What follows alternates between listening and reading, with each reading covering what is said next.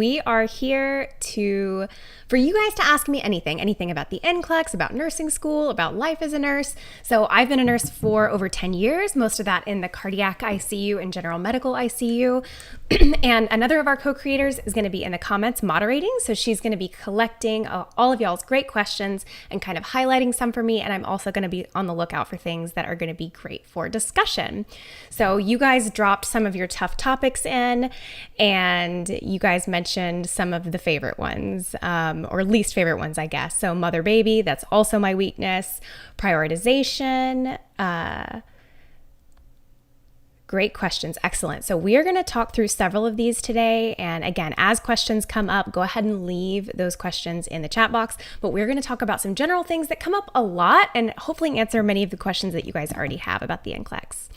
So yes, that's me, and welcome to our session. So first, how do I prepare for the NCLEX? And obviously this isn't going to be a simple answer, but ultimately, it's hard to know where to start, right? Because there's so much to learn and there's so much to know, and taking your fundamentals class or your pharm class was a long time ago and you've got a lot of refreshing to do. But it can feel overwhelming when you're just starting to generate random tests in a question bank and you don't even remember the subject or the condition or the medication that you're being asked about. So it's helpful to have a plan. Otherwise, you're going to easily get overwhelmed, get off track, and discouraged.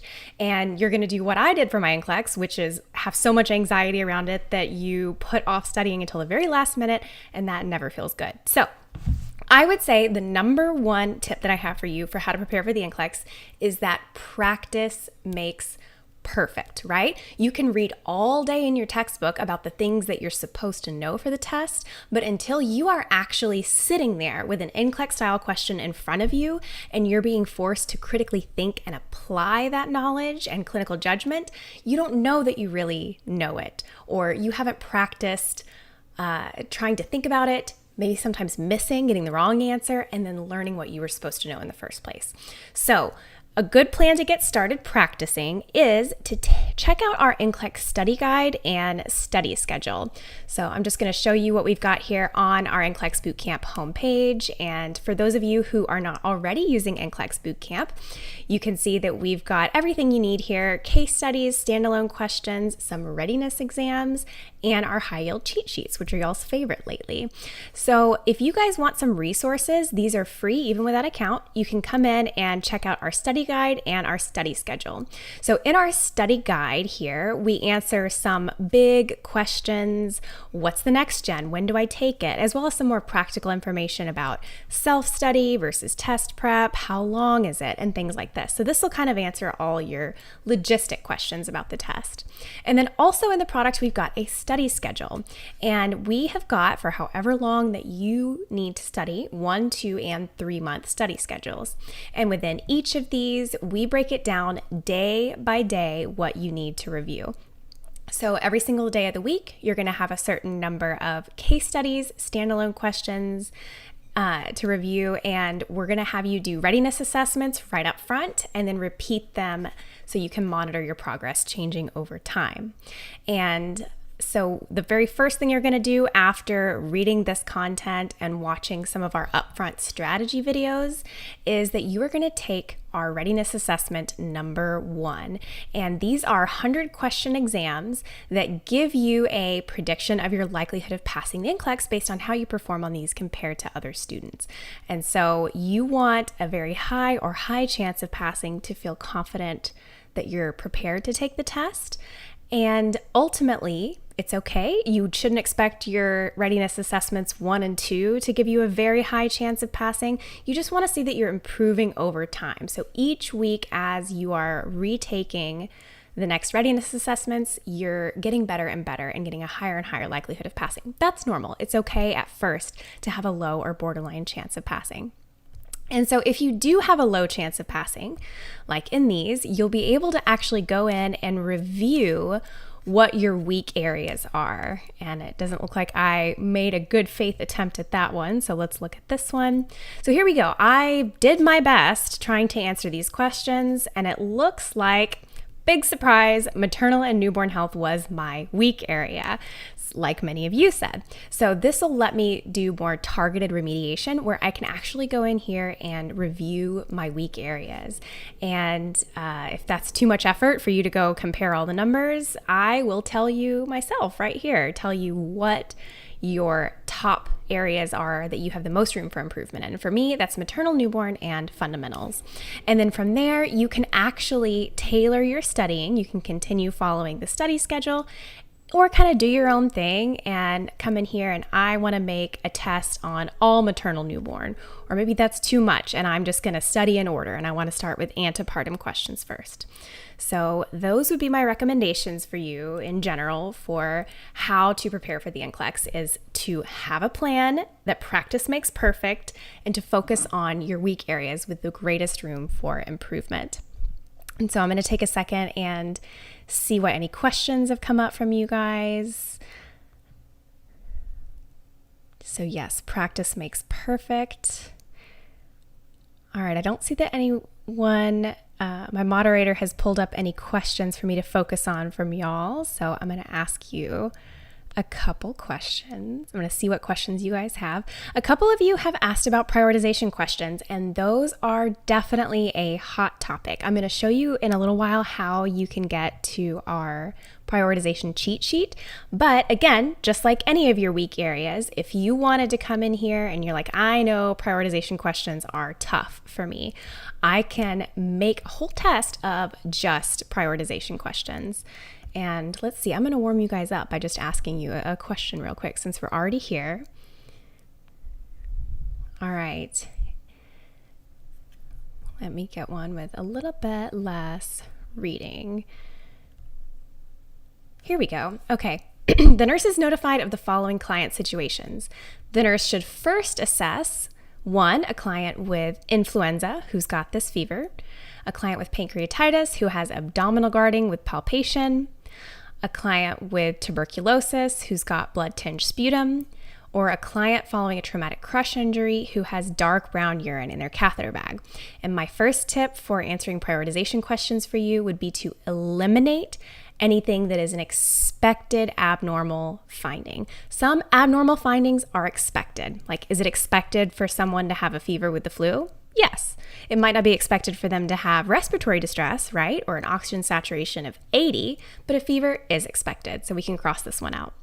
Pancreatitis, abdominal guarding with palpation, that's expected. If they were maybe vomiting profusely without stopping, that's going to be a risk for dehydration. It would need me to do something, but just abdominal guarding with palpation, that's expected. I meant to cross it out.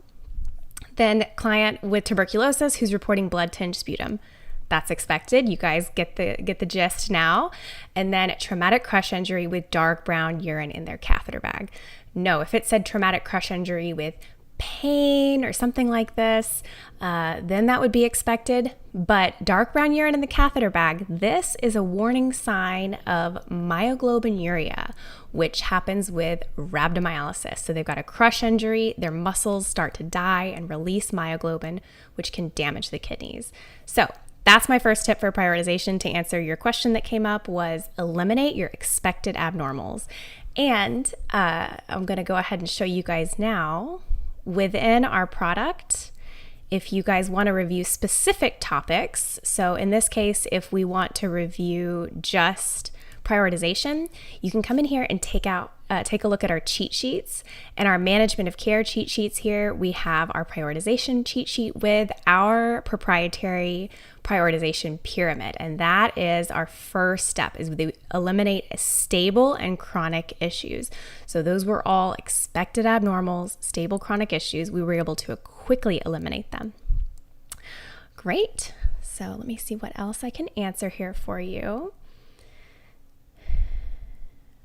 All right. Okay, I see some great questions coming through. So Michael, you asked tips for repeat test takers. I've got the next question. We will address that specifically. Lenore says, do you need to pass all of them in order to pass the NCLEX? So Lenore, I'm going to show you here our readiness exam page. So you don't have to pass all of the readiness exams with a very high chance of passing. Again, you just want to see yourself progressing as you want to see yourself improving as you progress and study more and practice more. At the end, if you still have some time left, you can even reset the ones that you've already taken and see if you score higher than you did before. So hopefully that's what you mean, is you need to pass all of these. All right, Chua says, I don't mind doing questions, but how do you go back and do rationales? Do you just reread it or write it down? So Chua, that is a great question. And I would say it kind of depends on your level of comfort with that content. So what we have done for you is we actually break down the full explanation. So we show you the correct and the incorrect answers. Let me go back to the one I just answered here. So say you guys got that, you missed it. You didn't remember that. Sorry, I wanted to review this question. Here we go. So you didn't remember what rhabdomyolysis was, the dark urine. Nope, this is a different question. All right, so we'll just show you this one. So yes, whenever you're answering this question, we've got explanations on the correct answers and each of the incorrect one. But say you knew it. Say you were answering this question and you're really certain that you just knew it, you didn't need to read it, you just wanted to kind of brush up on your knowledge. We have our key takeaways here where you can get kind of very quickly, what was I supposed to remember, or what key things was I supposed to take away from this question and learn there. You can also tag questions. So as you're answering them, if you want to say you get it right, it's going to be tagged as mastered. But if you feel like I guessed on this and I know I guessed on this and I need to come back and review it, you can tag it as reviewing. And then that is going to show up in your bank of questions you need to review. And then you could take more time to actually pass through and read the explanation in more detail. All right. Rick, no, you can ask us anything you'd like. You guys, lots of you got that question right. Very good. Okay, Sam wants to know, what does the target mean on performance? And I will show you that in just a second. Let's move on to our next question. We're going to address that, which is, how do I know when I'm ready to take the NCLEX? And we give you an idea of that with our 2 targets. And so within the product, when you're using Studying with Bootcamp, you can come to your performance page here, and we've got these 2 targets. You want to meet both of these targets. And if you have met both targets, 99% of our users that pass both targets pass the NCLEX. So this is a very good goal to aim for, and the targets are just that you answer a minimum number of questions, which I haven't done yet, and answer a certain percentage of them correctly.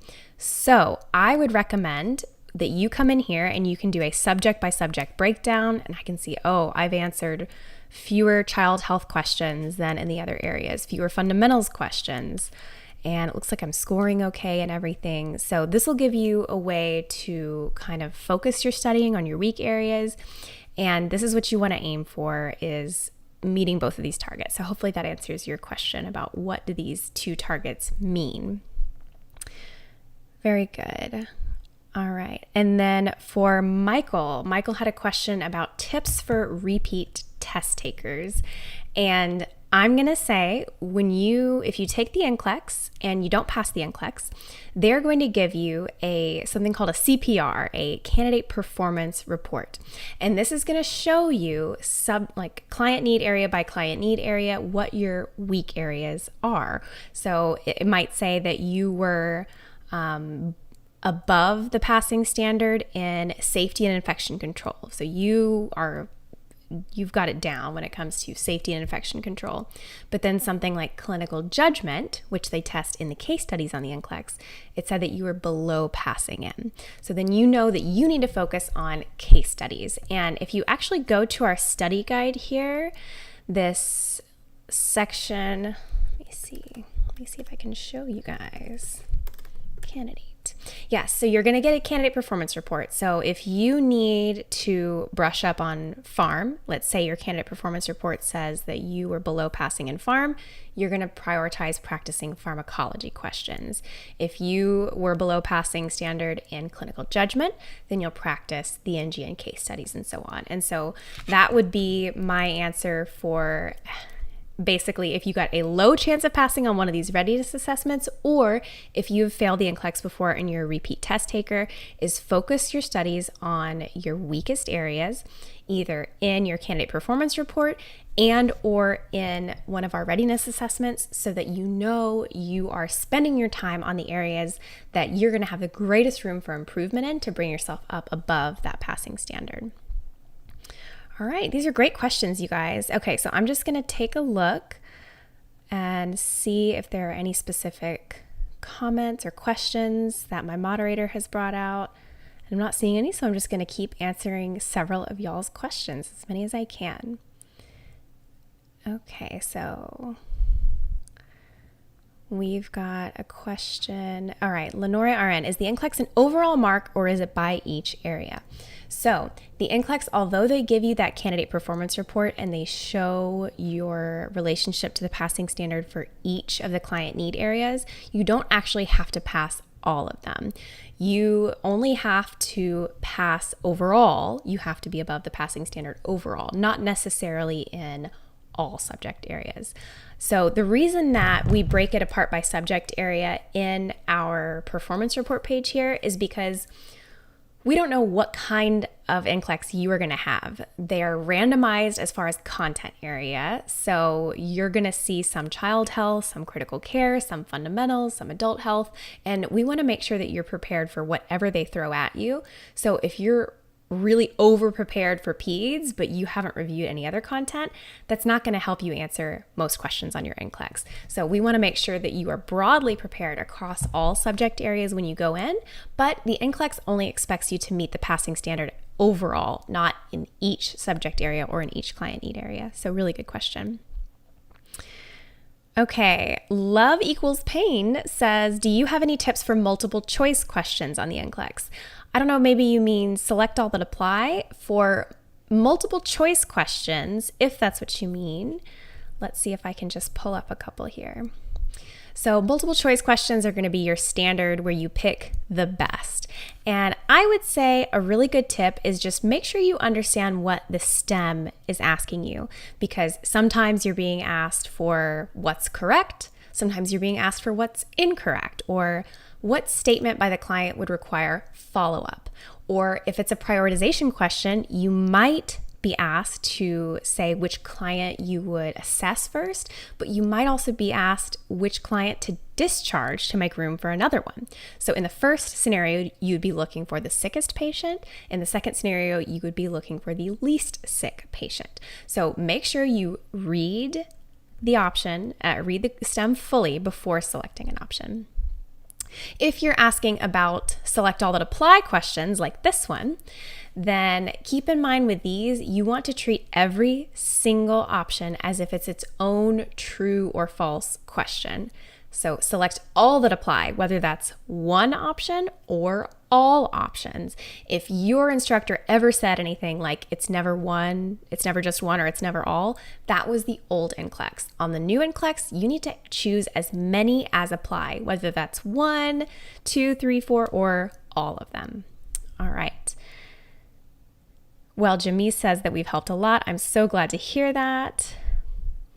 All right, Rick, you've said, what would you advise a new RN who's not particularly working bedside, not looking to work bedside at the moment?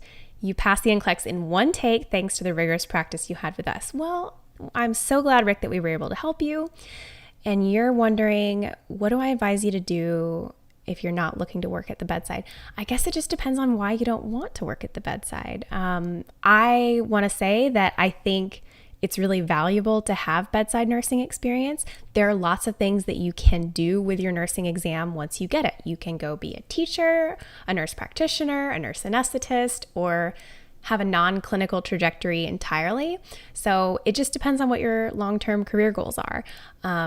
Even like I'm in teaching, so I'm not working at the bedside anymore, but I did that for several years and I learned so much about clinical medicine, about people, and I think it's a really good experience. And so if you can fit it into your life and it supports your long-term goals, I say go for it. But maybe if you want to keep your finger on the pulse of clinical practice, you can volunteer a little bit. Just try and kind of stay in clinical circles so you aren't totally losing touch with that side. And if you're looking for a non-clinical role, just make sure it supports whatever your long-term goals are.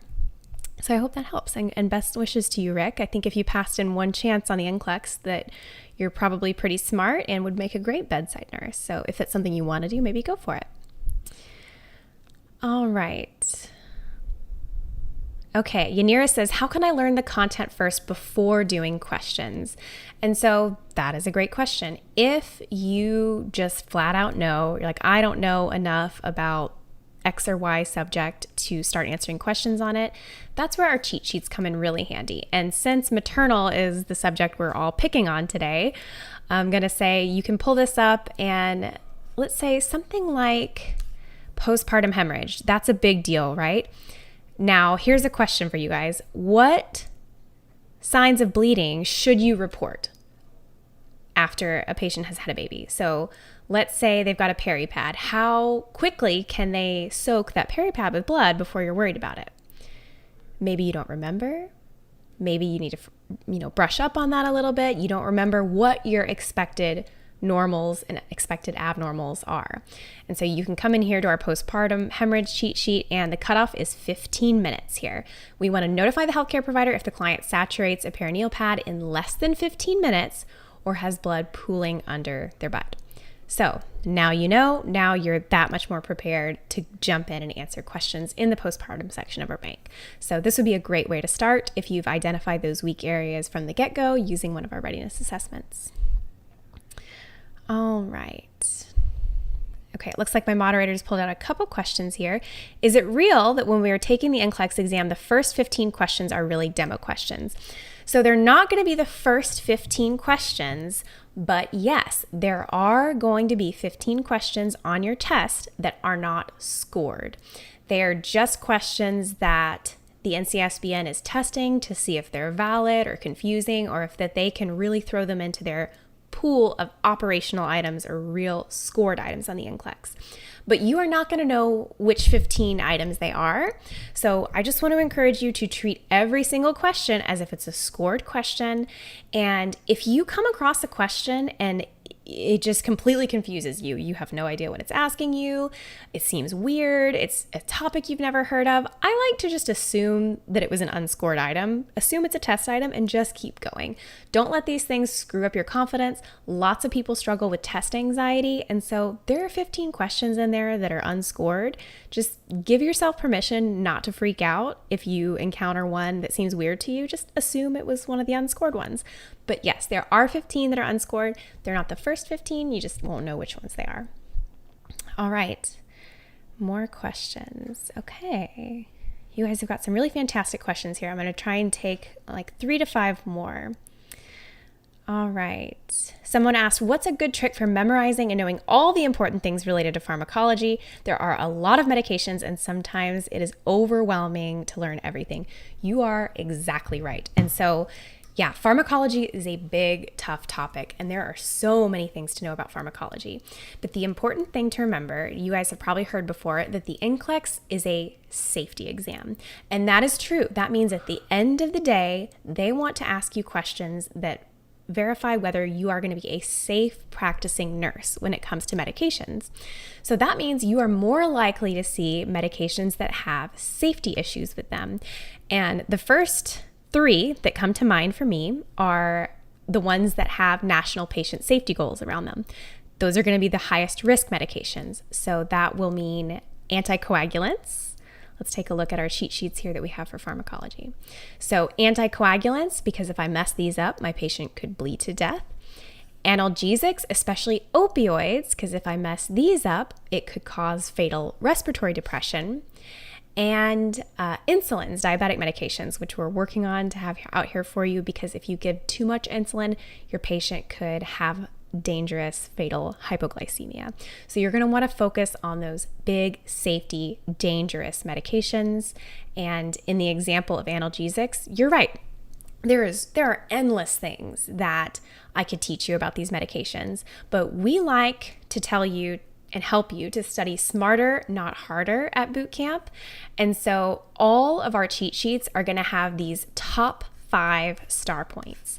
So here at the bottom of the page, and then again in question and answer format at the end of the document, we're going to make sure that you know, if I am only going to learn 5 things about opioids, what should they be? And in this case, it's that Tylenol is toxic to the liver, so you don't want to give it to patients with liver disease or alcoholism. That NSAIDs, which, yes, over-the-counter ibuprofen can be really dangerous, and that's why the NCLEX likes to ask you about it, because they expect you're not going to know how risky it is because it's over-the-counter, but actually they can cause GI upset, so you tell your patient not to take it on an empty stomach. They can increase risk for bleeding, so you don't want to give it to somebody taking anticoagulants. They can also increase the risk for cardiovascular events like MI and stroke, so you don't want to give this to patients who already have cardiovascular disease. And then, of course, for opioids, these can cause respiratory depression. So don't do any of these things that could accidentally overdose your patient, like applying heat over a fentanyl patch. You want to make sure that only the patient pushes the PCA button, and you don't want to crush extended release opioids, right? And then, of course, if you do accidentally give too much and they have respiratory depression, our antidote is Narcan or naloxone. So you give that if your patient is either unresponsive or breathing less than 8 times a minute. And then our kind of more common side effects, opioids can cause dizziness and falls, so teach them to change position slowly. And the most common side effect is constipation, so you want to teach them the 3 Fs, that's fluid, fiber, and fitness, to help encourage bowel regularity. So there you go. Like, there are endless things that you could know about opioids, about analgesics, but there are sort of the top things that you are most likely to see the NCLEX ask you about. So I hope that was helpful. All right. Okay, Messerat says it took 3 readiness assessments, all high. Should you take the NCLEX now? Yeah, go for it. I mean, let us know how it goes. Maybe take the 4th one, why not, and see how you're doing. But if you feel ready, if you've met the top targets, go for it and let us know how you do when you pass. All right. Okay, more questions from you guys. All right, someone asked, oh, you guys have some great questions. All right, someone asked, do you need to get above passing standard across all categories in order to pass? I got 3 above, 2 below, and the rest were near. I think you mean on your candidate performance report, and no. That is, when they give you the candidate performance report, that is just solely to give you some direction for your remediation. You don't need to actually pass all of those. You just want to have the overall passing standard met. All right. Claritza says, I know the NCLEX is vague. Does bootcamp questions resemble the vagueness on NCLEX? Claritia, yes, we have heard from all of our students that is one of the reasons we're their favorite NCLEX prep product, because students say that our questions look more like the real NCLEX than any of our competitors. So yes, we try very hard to make sure we've matched the NCLEX level of detail or vagueness that they give you in every single question. And students say that it does look just like the real NCLEX. All right. Going to answer some more questions here for you guys. All right, what is the best way, V has asked, what is the best way to study diseases that have hyper and hypo?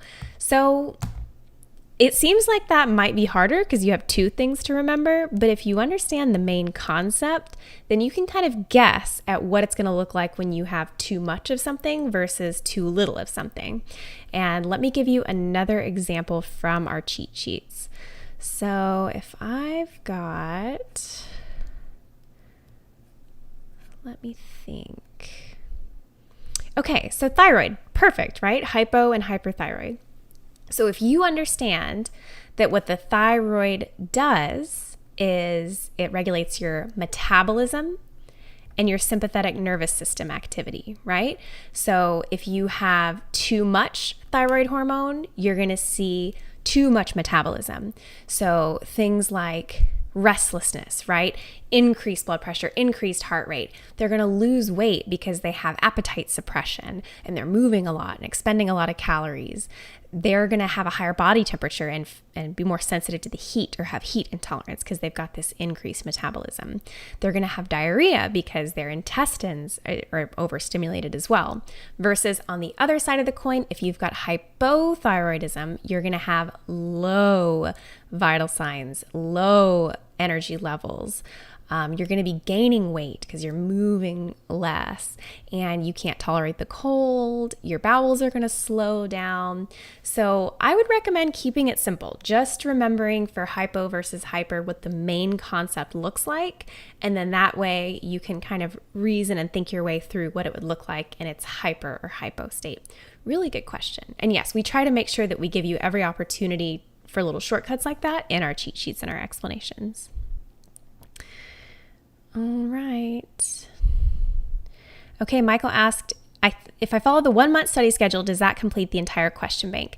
Yes. So our study schedules will put you through all 50 of our case studies, all of our standalone questions, all 4 readiness assessments, our video strategy course, and it's going to have some built-in times for reviewing topic cheat sheets and reviewing your missed red and yellow tagged items.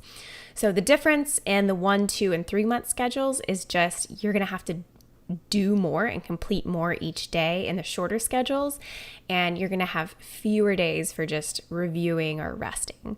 So we recommend that most students follow the 2-month schedule or 3-month schedule just because that's really going to give you the time you need to pace yourself and have these built-in days for review without getting overwhelmed. So yes, the 1-month schedule will take you through completing everything in the NCLEX Bootcamp product, but we still recommend going a little slower if you can and taking more time. Very good. Okay. All right. I think I got to everybody's questions for the most part. Make sure to check back on the following weeks. And please check out our website where we have our cheat sheets. Our moderator is going to leave a link for you where you can download our student favorite cheat sheets for free. So you guys got to see a couple of those and their features here, but we've got a ton more available for you for free in the product. So she's going to drop a link for you to get to those. And then please invite your friends, subscribe to our channel here on YouTube, subscribe or join our Facebook group if you want. There's a bunch of people there using Bootcamp and preparing to study and take the NCLEX. And of course, follow us on our other socials as well, where we put out little content specials for you guys. So thank you guys so much for your time today. I know you're busy, and we look forward to helping you guys prepare for the NCLEX, and happy study.